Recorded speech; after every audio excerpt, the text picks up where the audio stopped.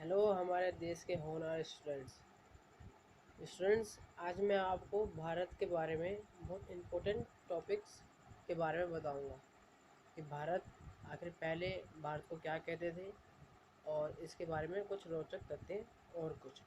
देखिए, पहला प्रश्न है कि भारतवर्ष का अर्थ क्या होता है। आप सबको पता है भारतवर्ष का अर्थ क्या होता है, तो चलिए बताइए भारतवर्ष का अर्थ क्या होता है। तो भारतवर्ष का अर्थ होता है option number C. Option number C, ठीक है, भारत का देश। भारतवर्ष का अर्थ होता है भारत का देश, क्योंकि पहले जैसे हमारे पुराणों में बताया गया है कि जो भारत है वो भारत के संतानों से बना हुआ एक देश है, इसलिए भारत का देश इसका आंसर होगा। चलिए दूसरा क्वेश्चन पे चलते हैं। भारतवर्ष का सर्वप्रथम किस गुफा में उल्लेख मिला।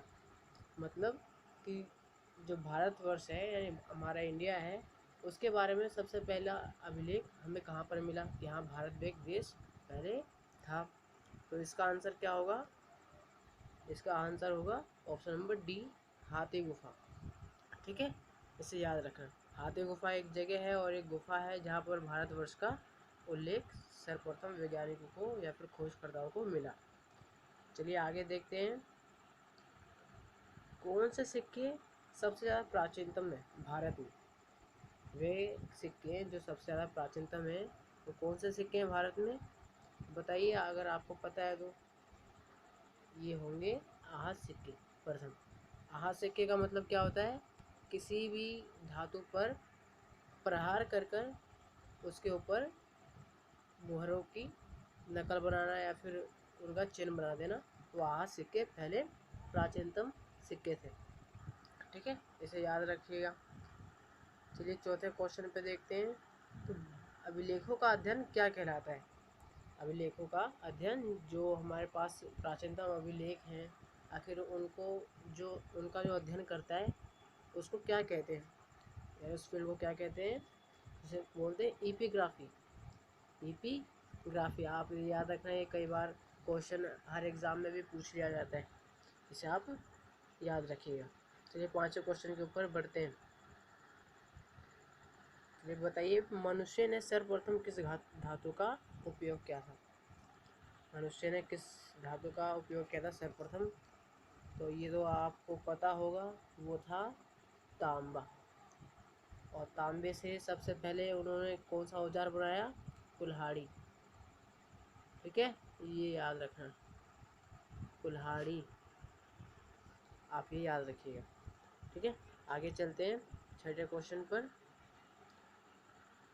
उसका को क्या कहा जाता है। उस काल को, सॉरी यहाँ पर काल होगा, उस काल को क्या कहा जाता है जिसमें मनुष्य के लिखित विवरण नहीं मिले।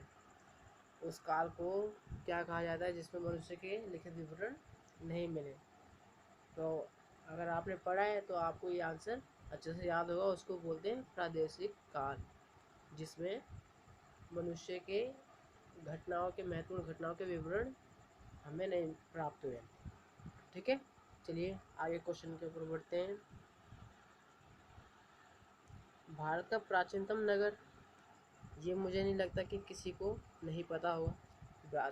भारत का प्राचीनतम नगर मोहनजोदड़ो था। ठीक है, मोहनजोदड़ो, ये आप ध्यान रखिएगा एकदम।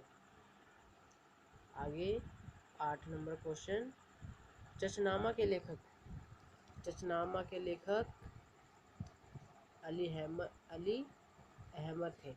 ये चचनामा क्या था कि जब 1973 नहीं 973 ईस्वी में सिंधियों ने, अरबियों ने भारत के ऊपर आक्रमण किया था, तो उसका विवरण इसमें चचनामा एक पुस्तक है, उसके लेखक अली अहमद है। उन्होंने इसका विवरण किया है कि कैसे अरबियों ने सिंध पर अपनी विजय हासिल की थी।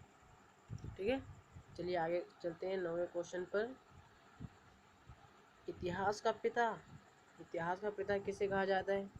ये बहुत महत्वपूर्ण क्वेश्चन है, बहुत ज़्यादा, आप इसे याद रखिएगा। ये हर एक कंपटीशन एग्जाम में भी पूछ लेते हैं। इतिहास का पिता कहते हैं हेरोडोटस को।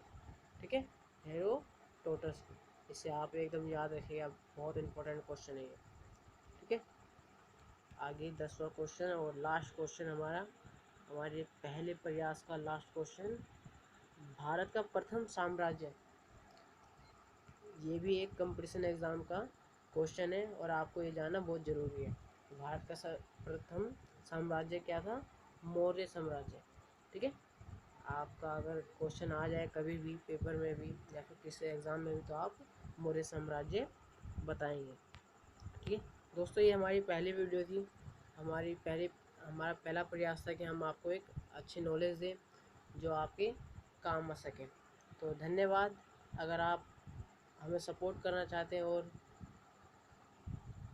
कई सारे कमेंट्स हमें बताएं कि हम और किस पर वीडियो बनाएं। ठीक है, धन्यवाद।